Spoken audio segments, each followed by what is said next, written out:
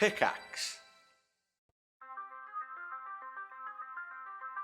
Hi, everybody. Welcome to a very special VGO on vacation episode. What's up, John? How's it going? I'm here. You're here, you're in the Cape, and you are ready to talk about Splatoon and whatever else you've been doing trapped in a Radisson. Yes. No, I'm just kidding. I told John to go to like an office space and like actually do the show on a normal mic. He's like, I'm not in a Radisson or a Marriott. I'm like, it doesn't matter.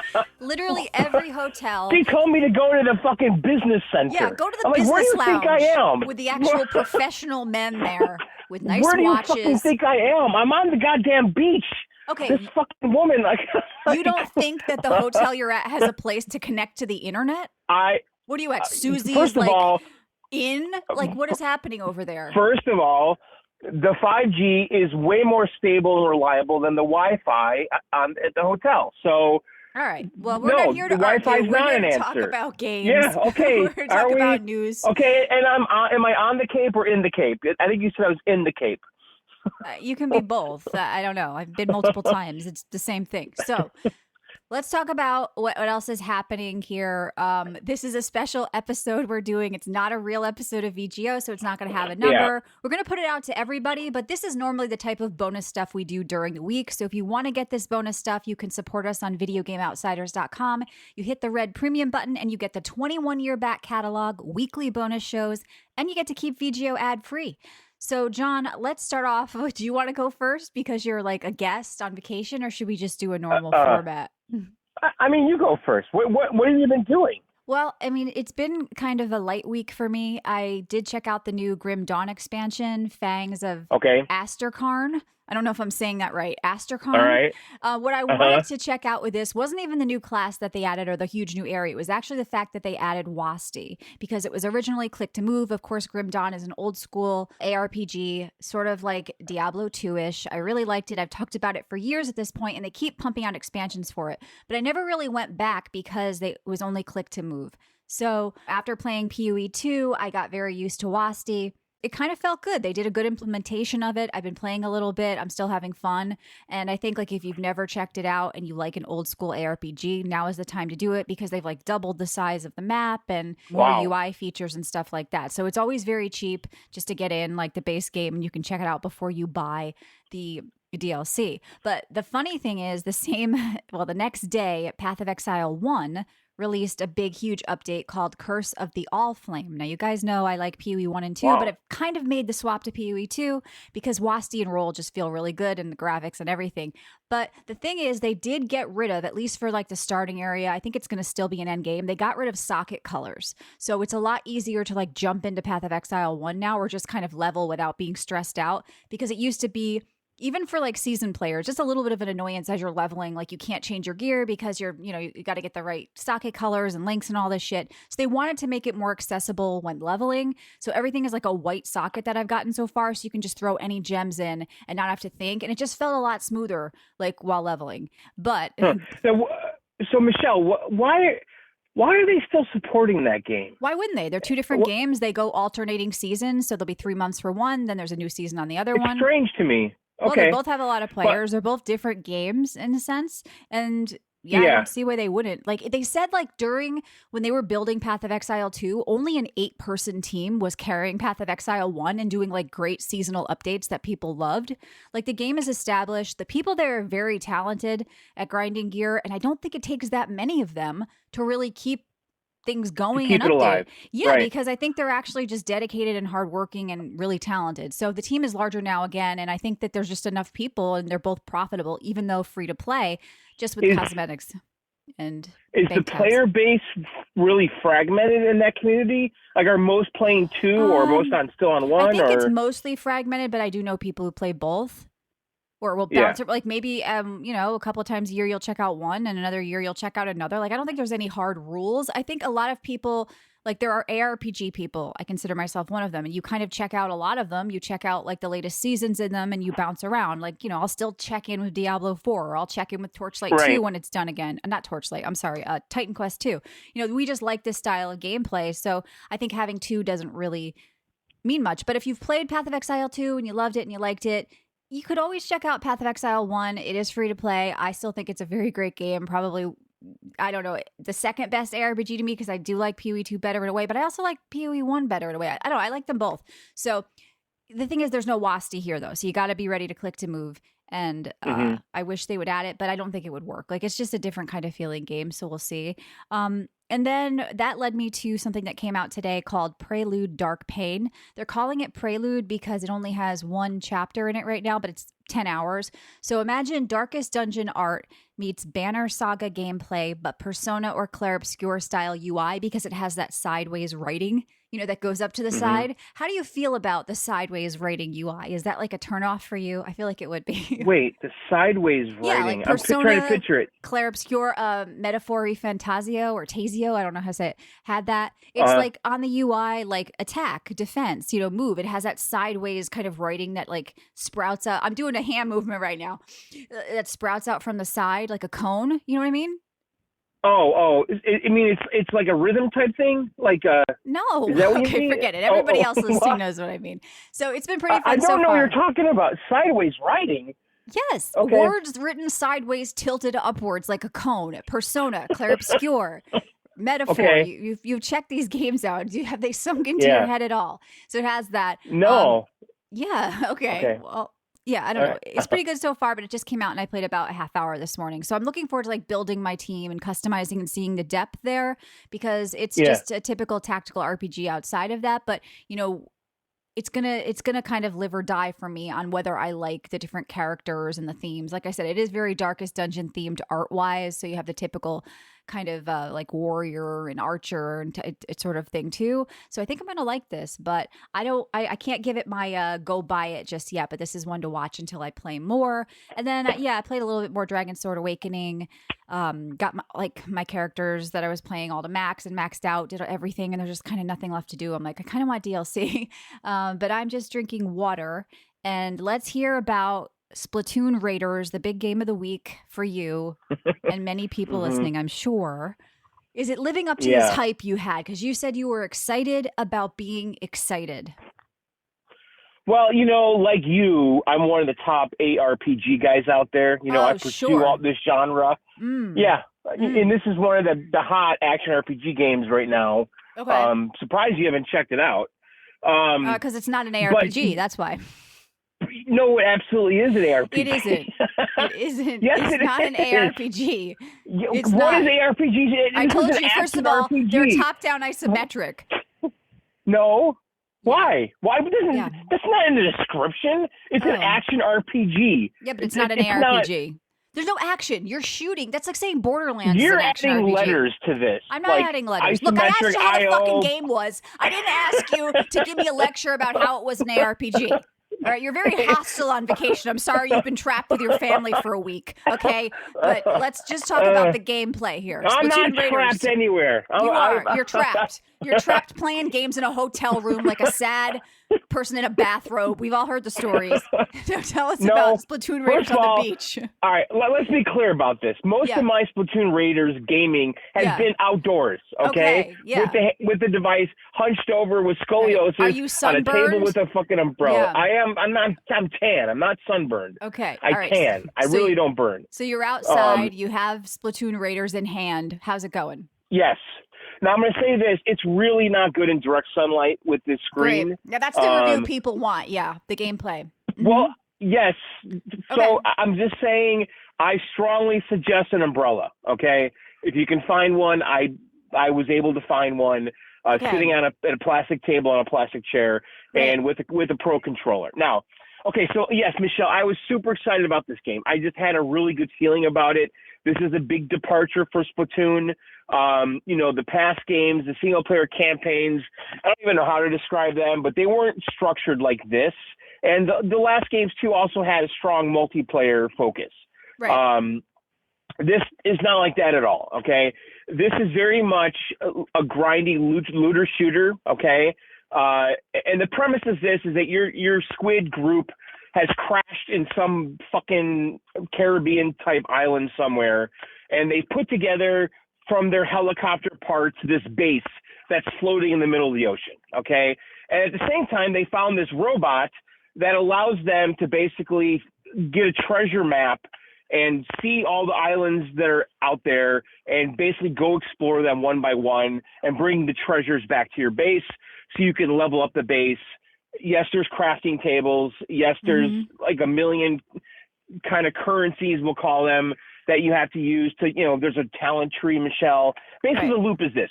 You look at the map, it says, oh, there's a treasure over here on this island. It's level 8, okay? You make a decision if you want to go. Now, if you're like level 5, you can try to do it, and if you die, big deal, but you can go out there. You can also call help from people on the internet to just come help you, like Monster Hunter. Yeah, sure. And then also there is online co-op for these raids, and they do call them raids. Like everything is a raid. And there are raids and dungeons, and they have like some specific levels are called dungeons. Some are called raids. The raids are multi-level a lot of times where you're basically, Michelle, you have like this bot that follows you around. It's very much like a Void Walker, okay? And he's like your tank. And he's following you around, and he's kind of giving you support and pulling aggro. I wish he pulled aggro a lot more than he does. He's almost kind of not couldn't be any easier than it probably already is. Now you want a tank for you so you don't have to bob and weave and kite? What are you saying, John? I thought this was an ARPG. Well, you have a tank, though, that follows you around. Okay. He pulls aggro a little bit. He does assist you, and you could also jump off of him to get to higher areas on the level. Because like you can't fall in the water, you'll die, okay? But if you have like the... How do they not have swimming in like a whole water game? Well, they can swim in ink, these squids. You have to understand. They don't like water. Oh, that's right. They're octopusy kids. I forgot. They have fang. Yeah. All right. So you have a tank that is pulling aggro, giving you support. That tank has an ultimate that charges up, and then the pilot comes out, and then they have abilities. This is a very Ryan-style review. You're giving elaborate details instead of telling me overall what the game is. Well, I want to get to the point, though, because and then you have like basically 2 spells, we'll call them, or grenades. And there's backpacks. And so basically there's 3 different backpacks. Each backpack is a class, Michelle. Okay? So you're kind of deciding what kind of class you want to be. Yeah. And so I've been doing the tactical class. I just fully upgraded my backpack and got a new ability. So basically right now I have 2 spells. You come to an area, I throw my left, I throw my right. One's a turret, one is another like auto shooting gun. I throw those out. And then my tank is behind me, and then we're just blasting fuckers. And you're trying to get the fucking power balls to clear the level and then go to the next level down. And then on the boss battles, you'll have to clear waves of baddies to get the power level full, and then you could fight the boss and do damage, and then rinse and repeat. Probably not describing it the way you want me to, but no, I'm kind of like looking at the internet right now. Now, are you having fun? I think that's what's an important thing. Well, I'm going to tell you this: the first 10 to 12 levels is very straightforward. The game, right? You're going from island to island to island. I'm at the point now. I'm like level 13 or something, where I need to actually really get involved with my equipment, my loadouts, and really start leveling up and paying attention because it's starting to get hard. And it's some of these levels, the way they're designed, they're timed, and you have to like basically kill all the enemies within a time limit to get all the power balls, and you get treasure. And if you fail to do that, it's over. I don't like time stuff. I'd rather it be like hard because like I need to be more powerful to take down the boss. Do you like the feeling of that? And then the boss. Well, and I'm also on a boss right now, a really big boss. I've killed a bunch of smaller ones. I'm on like the first really serious boss, and I did it like around level 10. I died. I've since leveled up. I'm like 12 or 13. I'm gonna go back to him next. But that's kind of where I am, where I'm bouncing back and forth now. They're encouraging you to replay the previous levels because depending on the kit you had, you get different treasure. So you want to go back and change your loadout, and then you get a different treasure at the end. But I'm at a point now around level 12, 13, where I really have very limited options as to where I can go next. Like in the beginning, it was just like, go here, go here, go here, go here. Well, I asked you if you were having fun, and you gave me a big spiel. I am. So, okay, good. I am. No, I'm 100% addicted to this. Yeah. Like, it's really fucking great. Okay. And I'm not, like, upset about replaying levels. Like, they're kind of making me do that. Because they're fun. It's not open world, then? You're kind of going out mission-based? No, it's mission-based. Yeah, you basically, again, you look at a map. It shows you what levels are available, which ones you've cleared, and it tells you the ones that you haven't cleared, what level the map is. So I'm a 10. This is a 12. Do I want to go in there right now or grind a little bit, by replaying the levels? You get it? Yeah. And then you go back to back to your base with all your fucking shit, and then you start leveling up all your gear and your trinkets. You have these trinket slots that give you ability. Like I have one right now that gives me a double jump, and then the other one I forgot what it does. And then all your weapons are upgradable with the stuff that you find in the maps. There's a ton here, and it's very much.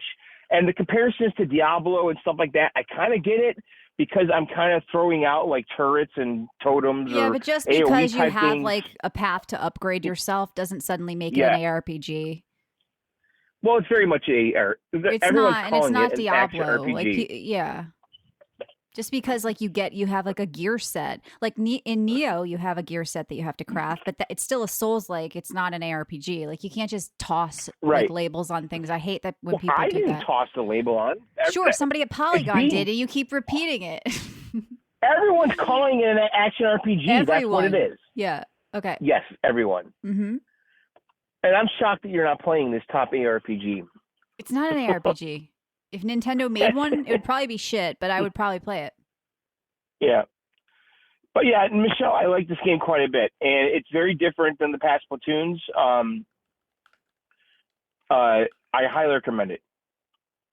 Good. Sounds fun to shoot paint.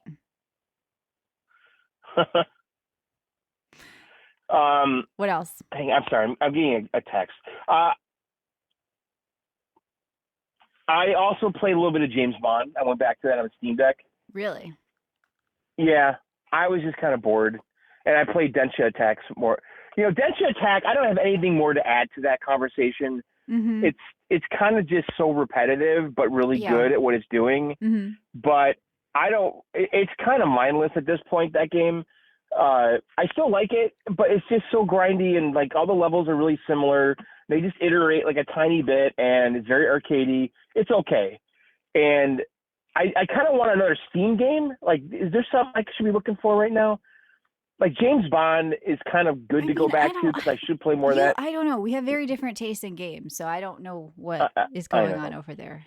I don't know what's going on in John Land.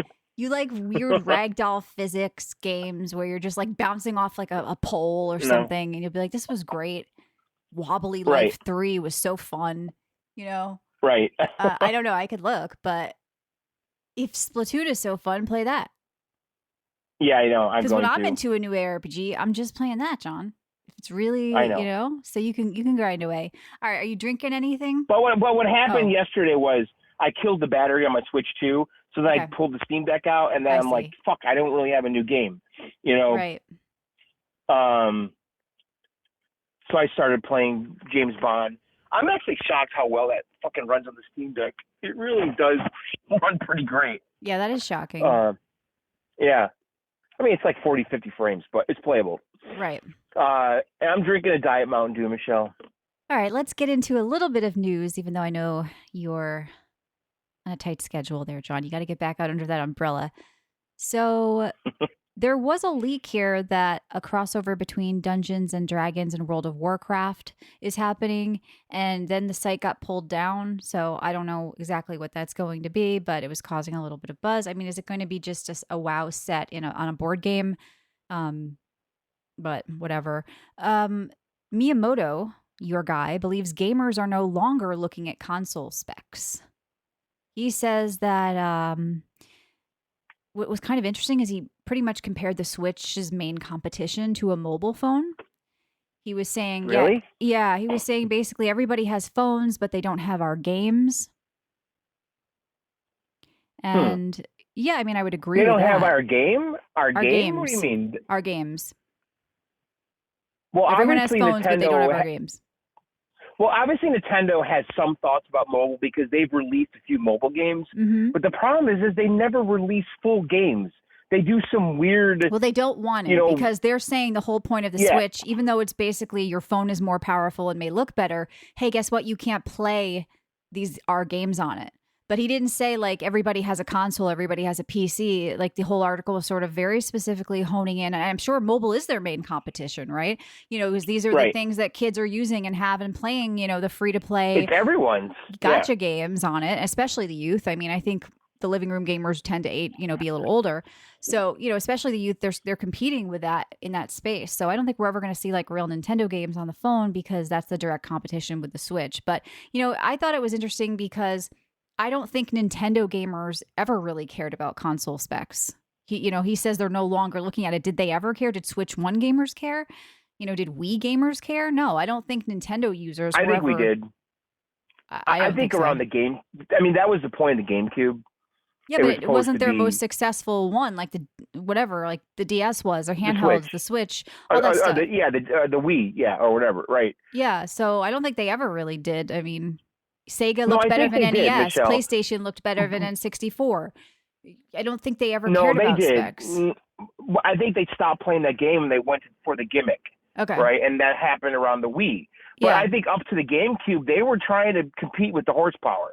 Right. Like I remember back in the day, like Super Nintendo, is it better than the Genesis? Like which was more powerful? Mm-hmm. This has this chip in it or this memory.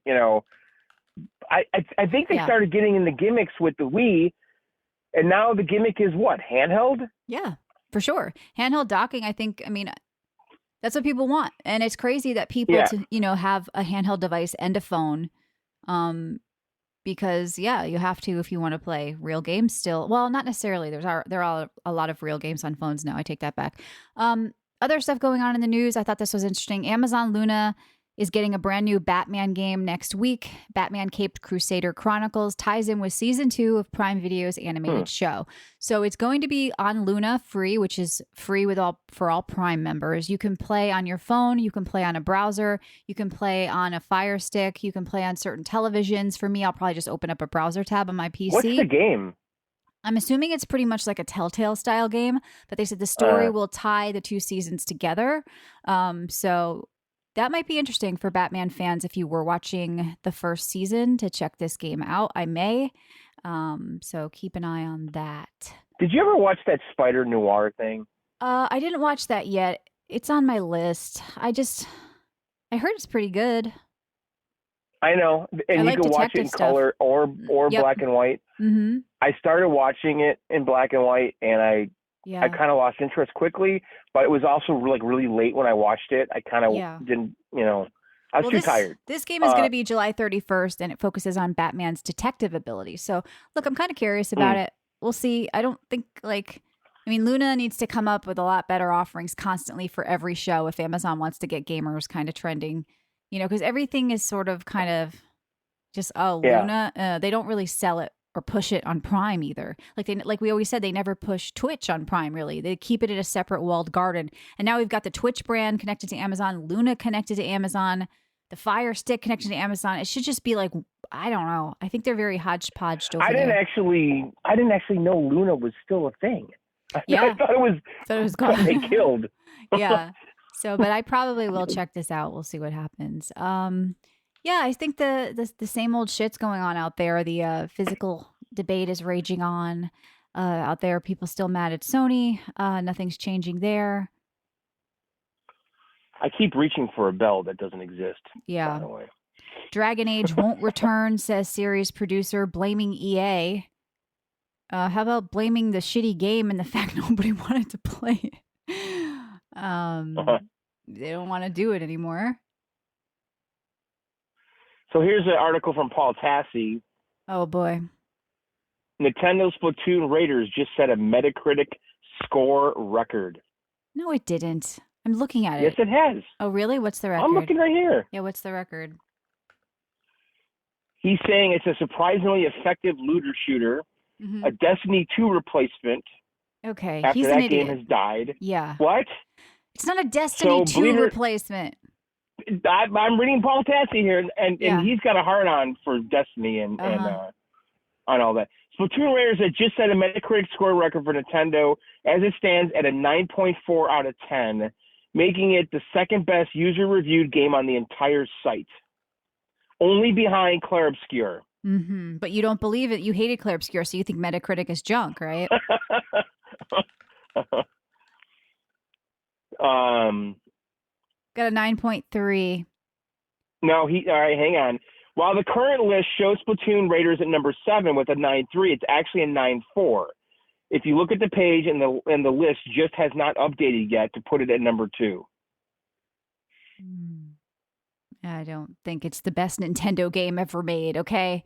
Because that's what you're basically saying, too. This is your favorite Nintendo game ever made. As someone mourning, I'm telling you what Paul Tassi, as someone mourning the death of Destiny, I have been recommending this game to dozens of people already. Wow, dozens. He's really got a circle going over there. I'm asking you, John. You think this is the best game Nintendo's ever made? It's better than any Zelda ever made, any Mario ever made. I didn't say anything like that. Well, it's the top rated. Metacritic is breaking records, John. The problems I had with the game, which I meant to mention, was I wish it was a little more quest-based instead of just like go here and get the treasure. Yeah, I mean, even Monster Hunter games, which used to not be open world, but would send you out, from the hub to missions, would have like quests and like objectives to do. It sounds like you want more of like a single player curated story experience to go with why you're going to the island and not just the grind, right? Yeah, because you go to the island, Michelle, and it says there's a treasure here. Well, you get the treasure the same way every time. You get to the end and you kill the boss. Okay, that's it. Yeah. Like, there's nothing, you'll get some loot along the way, but the treasure is always at the end of the mission, of the level. That's it. Always. You get to the end, you kill the last guy, or you kill everybody, and then the treasure chest pops up. Like, I wish it was more like, oh, we need to go find blah, blah, blah on the island. And it's not at the end. It's hidden somewhere in a cave, or whatever. If PlayStation kills physical media, they should also get rid of the hardware, says Dissidia creator. How's that work? What are people going to play the game on their thigh? What is he talking about? People still need a device. Streaming?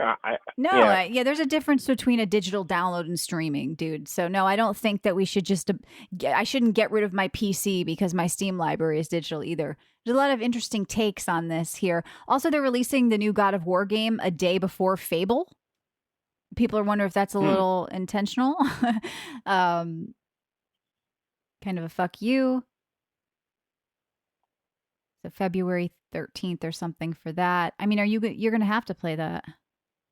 You're our PlayStation guy now, John. It's a new God of War game.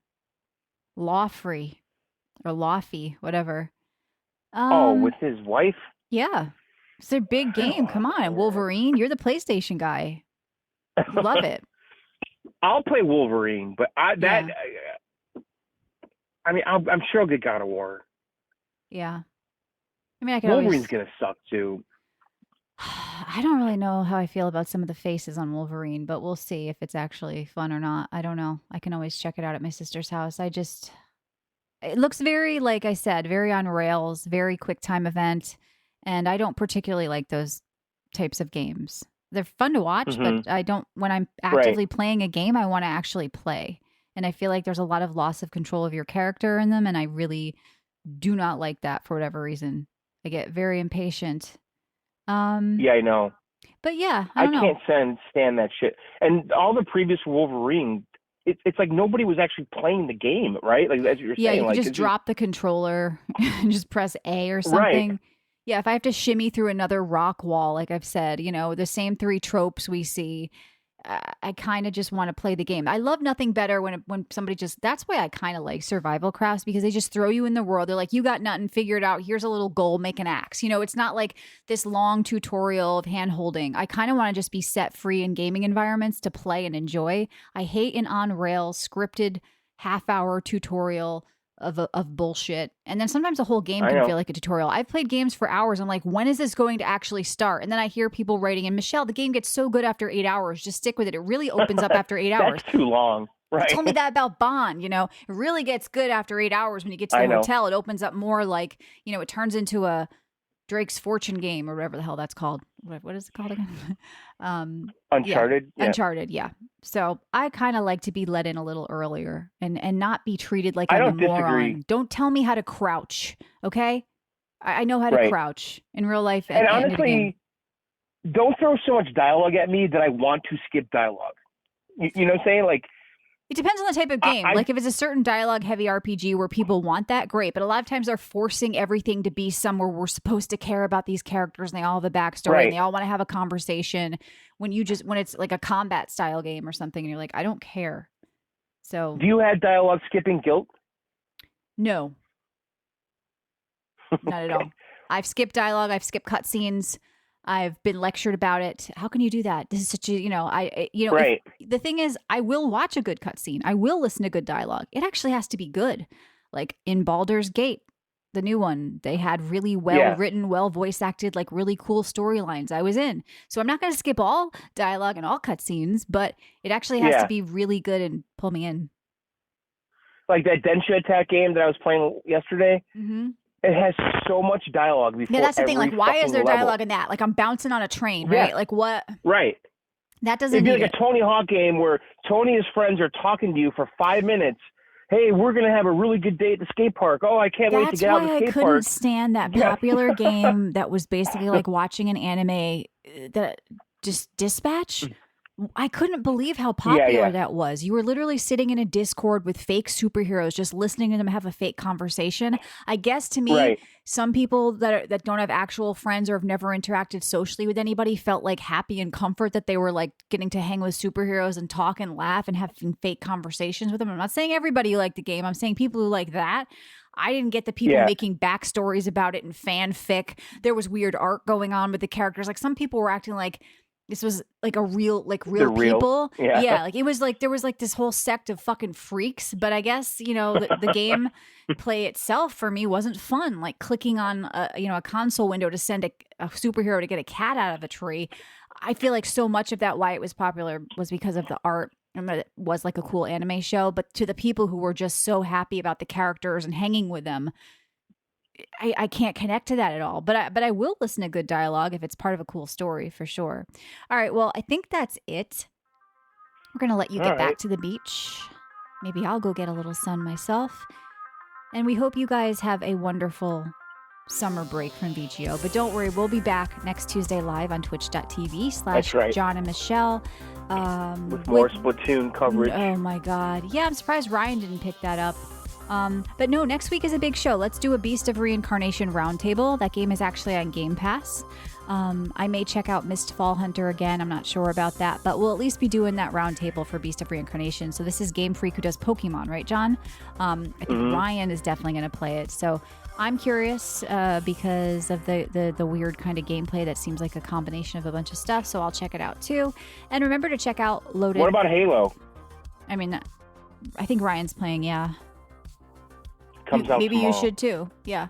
So I'm sure that'll come up. Halo Campaign Evolved is on Game Pass tomorrow. Yep. And it's on PlayStation as well, right? Yeah, Game Pass is having a good time. Like I said, with that and Beast, that seems like a good week for Game Pass. So check that out. Remember, you can come on down to our Discord at VideoGameOutsiders.com. We give away games from Loaded.com. Check them out. You can save money on keys for Nintendo, PlayStation, Steam, Xbox, that you can save money, probably like $5, $10, $15. Sometimes a game will be $1 and then on Steam it's like $40. So check out loaded.com and come to our Discord if you want to win games. And remember, if you guys want to support the show and keep us ad free, and you get extra stuff like weekly bonus shows from John and I every single week, and the entire 21-year back catalog, which is not in your main feed. It's always fun to go check that out. I hear from people. Come to VideoGameOutsiders.com, hit that red button, and go premium and listen in your player of choice. And hope you guys all have a good summer. We'll see you next week. The Video Game Outsiders out.